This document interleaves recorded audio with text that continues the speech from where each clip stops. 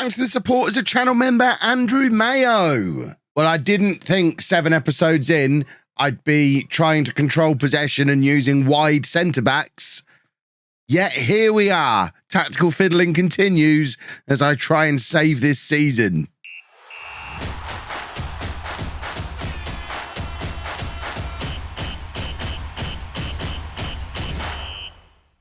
Hello and welcome to part 7 of Non-League to Legend. I'm Kevin. Coming up on today's episode, we have 2 massively important games when it comes to the relegation battle here in the National League North. We are away against Bradford Park Avenue, who were 20th, and then at home against Chester, who are 21st. We're currently in 19th place. We've played 3 matches since the last episode, and we've actually turned things around a little bit. And as you can see, we've turned things around with a system I don't think I've ever used on YouTube before. I don't know if I've ever used a 5-2-3 ever before. But you know what? It worked for Ole Gunnar Solskjaer when he was panicking the other week. He switched to this and it was fine. So I've switched to it and it seems to have made a little bit of a difference. We immediately went and beat Kettering, drew with Chorley, and then beat Southport. 3 games unbeaten, not conceded a goal in any of them. I warn you, there's not a lot happening in these games, but we are controlling them in so much as we're controlling possession, 59% of the possession there, and then we're just taking our chances when they come. And sometimes they, I think it was this one, is just a ridiculous piece of individual skill. But again, we've had the majority of the possession, but the other team have had the majority of the shots. But then you just have a guy step up and do something like this that Phillips has done in this game, and it makes it worth just controlling the possession for the entire match, because then occasionally look at how we're keeping hold of the ball, and then it just gives you the opportunity to have someone just step up and do something like that, or a set piece to go your way. I guess if we've got the ball, we're not conceding goals, but we've got to keep that form rolling through these 2 matches against Bradford and Chester, because we might be able to pull away from this relegation zone and effectively save the season. If the idea of that sounds excellent to you, I would appreciate a like on the video. I haven't asked for a few days. We are still aiming for 5,000 likes an episode on the series at the moment, just to keep the momentum rolling on. So if you are enjoying the series so far, please make sure you leave a thumbs up. It is super duper important. It's the most powerful thing you can do to support a YouTuber. It's mad, really, how overpowered that is. It's almost like a near post corner in Football Manager. But let me show you the tactic. It is very much out of the FM22 playbook, really. I've not adjusted the standard control possession 5-2-3 very much at all. But we are playing, I mean, this isn't necessarily the personnel we've been using, because we've just literally played a game 2 days ago. So we're shuffling things around a little bit. But where it's particularly strong, we've got the wide centre-back on this side who doubles up with Morley. So we have these 2 overloading this side, with Anderson cutting in and effectively becoming a second striker in those kind of areas. And then on the other side, these 2 stay back, but Kelly Evans, who we've played on the wing all season long, Kelly Evans is right up there with the winger on this side who's staying wide. So on both flanks, we've got 2 players able to cross the ball in, and we are completely controlling the game in these wide areas. And if they then try and come at us through the middle, we've got 2 fairly defence-minded central midfielders, and then at least 2, often 3 centre-backs there, plus wing-backs come into cover as well. So we're controlling the ball in these areas, they're trying to come through these areas, and we're just blocking them. So it's working quite well. The striker is very isolated for large portions of the game. I don't think it's going to be the kind of tactic we're going to win 5-0 with. It's certainly not something I could bear to use long-term, because it would drive me insane. But as a tool to get a job done, if it saves us this season, we'll use it for the rest of this season if we have to. Transfer-wise, we've had one other piece of business go on. Simeon May has left the club to go to Cork City, £220,000. It does mean we're actually underneath our wage budget currently, and potentially bringing somebody in the very near future. If that deal comes off, I will be sure to show it to you as soon as it does. But let's get into the match. Let's go play Bradford Park Avenue. Let's go frustrate them, keep hold of the ball, hopefully hit them on the break here and there, and grind out a victory. It's Weaver in goal, a back 3 of Lane, Dyche and Ando. Morley and Kelly Evans are the wing-backs, Gittings and Ward in midfield, then Anderson and Parker out wide with Fowler up top. Phillips, if you're wondering why he's not in the team after that wonder goal I just showed you, he's suspended for this game. So Fowler having to come in for him. But lots of changes, 6 changes from the game that has just won 2-0 over Southport because of the fact that we only played it 2 days ago. Right, we do want to get revenge over Bradford Park Avenue. They humiliated us earlier on in the season when they were in the relegation zone and we were lower mid-table, and now we're much closer. Only 1 point between us as it stands. We'd like to humiliate them right back. One thing I don't want to say I'm confident of because it sets me up for a fall, but I don't expect to lose 4-0 playing this system. Right, here's that set piece opportunity we were talking about before. You keep hold of the ball, then try and hit him with a set piece. A long throw doesn't quite come off, but Dyche from the edge of the area with the shot, having an extra centre-back and lurking around, always handy. And now we've got the opportunity for the corner. And it's going to be Gittings to take the corner. We know what a good crosser of the ball he is. Floats it in. Unfortunately, there's no Leamington shirts in there to connect. Probably wouldn't want their shirts to connect anyway. Their heads would have been more useful in that situation. No Leamington heads in there. Someone fix that in the edit. It'll be fine. Right, 0-0 as we approach half-time. Bradford with the opportunity to do what we've been trying to do and hit us with the counter-attack. Dyche with a decent interception, but Bradford still with the ball here. But this is what I'm talking about with just the crowd of players we have between Bradford and the goal with the way this system lines up. You've got the 3 centre-backs, the 2 midfielders sat in front of them, and Weaver seems to have stopped being as incompetent as he had been previously. Perhaps he just wanted that confidence boost of having 3 centre-backs in front of him. But the plan is, I mean, it is going to plan at the moment. 0-0. We've had 67% of the possession. We're frustrating Bradford. And the hope is the longer we frustrate them, the more likely they are to make a mistake that we can then jump in and capitalise on. The problem we've got is because we've only just played a match, we are tiring. So we're going to have to make some substitutions that ideally we wouldn't be having to make. I'm looking at Dyche, who probably does need to come off. I think we're going to have to drop Morley back into the back 3. And Edmondson can come on and play there. Perhaps we'll do that. But Ando's tired as well. We don't have another player to come on and play there, so Ando's just going to have to be okay. He'll be fine. And then we'll bring Mooney on to play on the right-hand side. That will do for now. We have got Edwards to come on if need be as well. Edwards has been playing in that role that Gittings is in today, but Edwards wasn't fully fit to start the match. We will bring him on now, though, I think, but we'll bring him on for Ward and just release Gittings a little bit just to see if he can maybe create something for this front 3. 10 minutes remaining, and it's now Bradford with the free kick. I think we've given away a penalty. This is where the plan doesn't quite work. We've kept things very, very tight, but now the odd chance, the set piece that we were talking about has gone against us. We need a save from Weaver. He's not able to deliver one, and this is an area where this system hasn't really been tested so far, trying to chase a game and grab a goal, because it's not really something we're set up to do in this system. So I think we'll just leave things as they are and see how it looks. This is still very much experimentation. It's early days of using this tactic and working out how it works, and yeah, it's not worked today, has it? I think we've just got too tired as the game has gone on. We've played 2 games very close together, and the team are shattered. Hopefully we'll put in a better performance against Chester. I wanted to show you these 2 matches because obviously they have massive connotations when it comes to this relegation battle.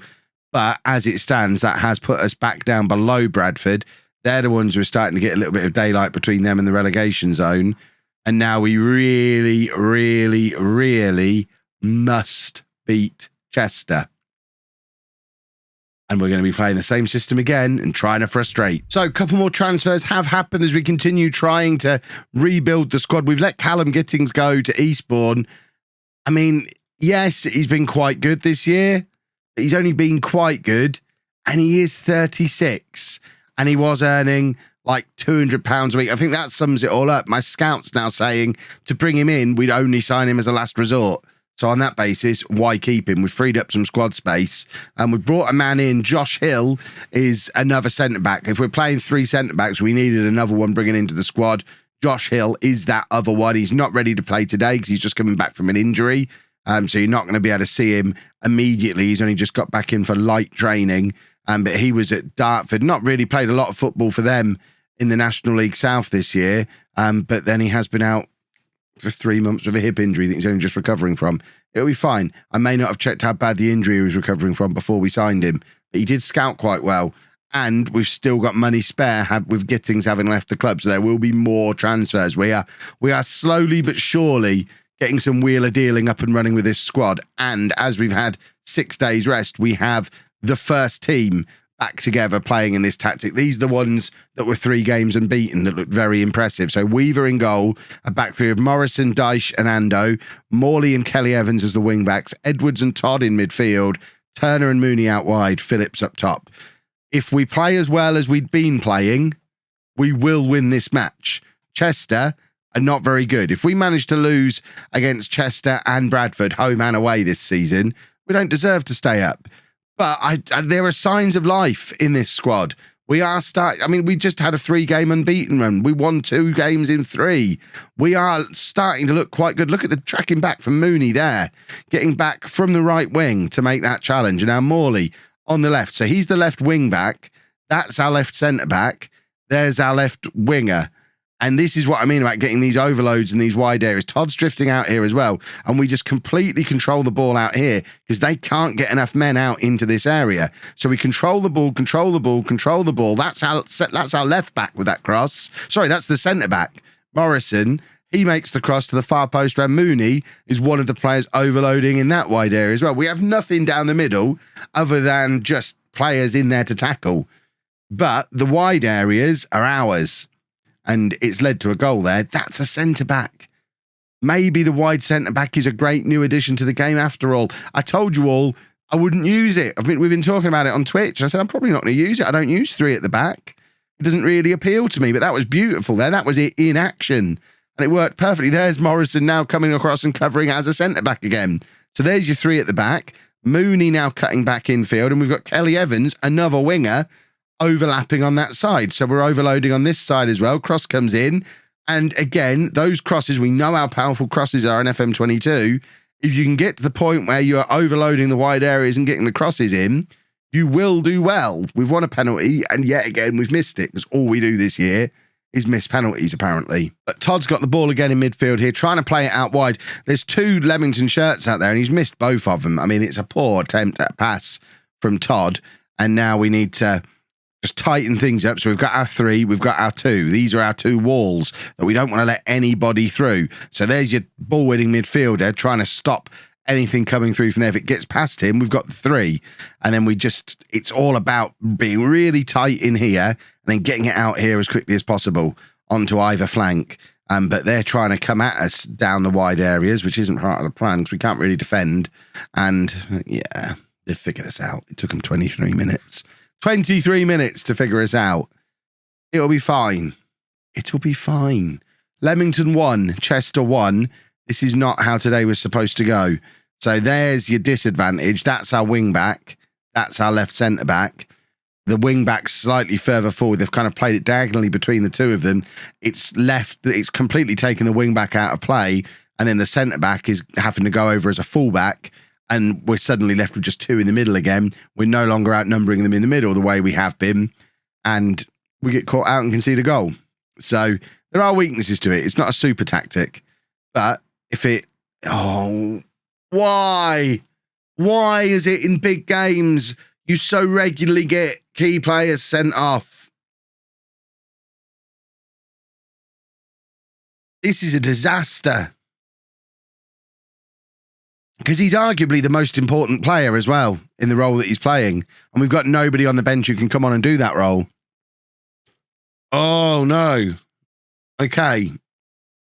What on earth do I do here? Part of me thinks you sacrifice Morley and just have Morrison cover both roles on that side.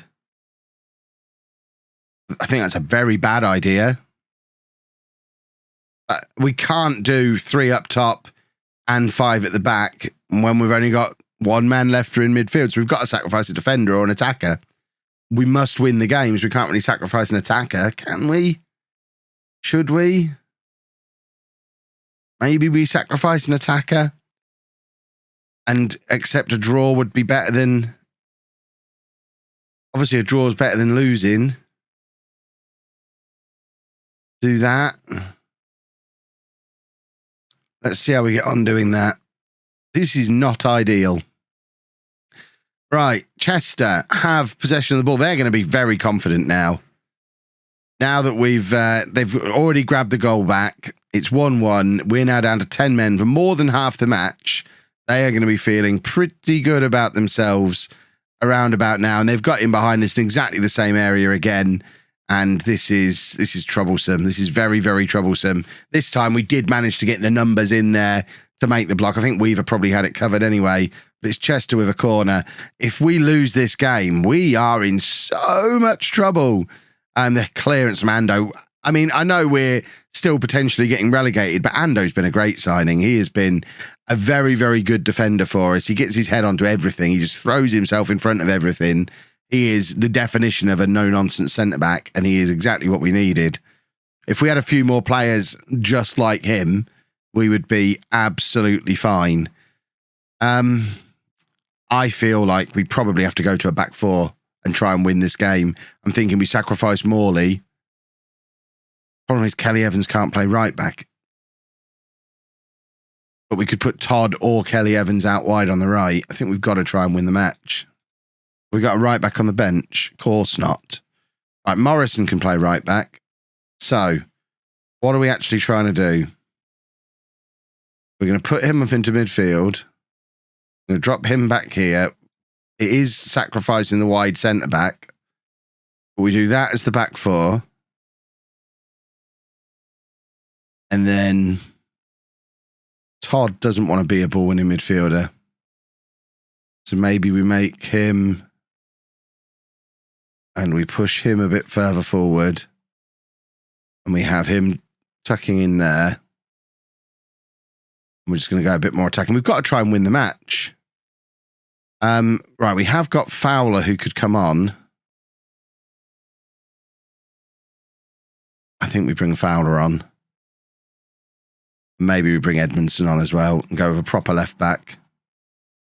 Right, let's encourage the team and hope we can grab ourselves a late winner. A late winner would be beautiful if we could manage that, please. Please and thank you. Right, Fowler. Trying to play it back to Kelly Evans, but see, this is the problem. We don't have those overloads of players anymore because we've gone to a less fluid shape. And now they're the ones, I haven't looked to see who's been getting a lot of possession, but they seem to be keeping hold of the ball really quite comfortably. And our whole thing with this system is the way we just keep hold of the ball. And they've scored, and this is a disaster. Right. Oh, God. Attacking. Oh, God. We are going to shuffle it around a little bit. I'm going to go back to a back three with a wide centre back.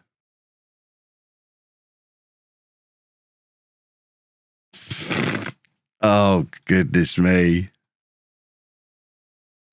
Does this put us back in the relegation zone? I thought, bring them back for these two matches. You're unbeaten in 3. You look clever in a video for once.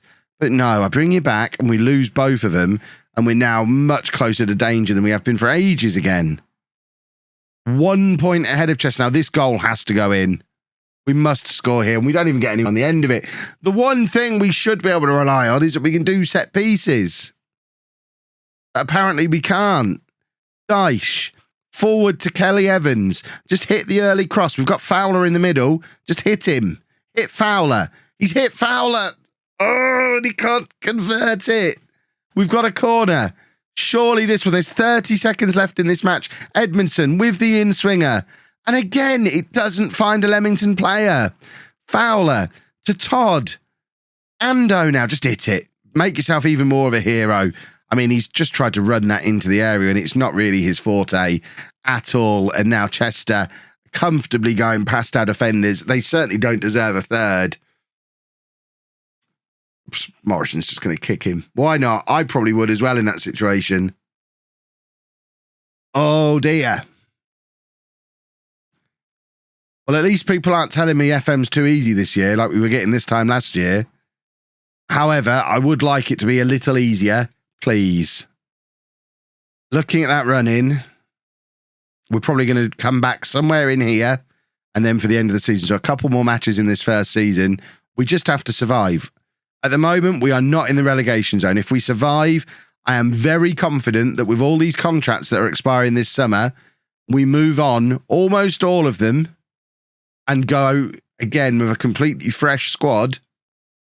I'm very confident about next season if we can get there.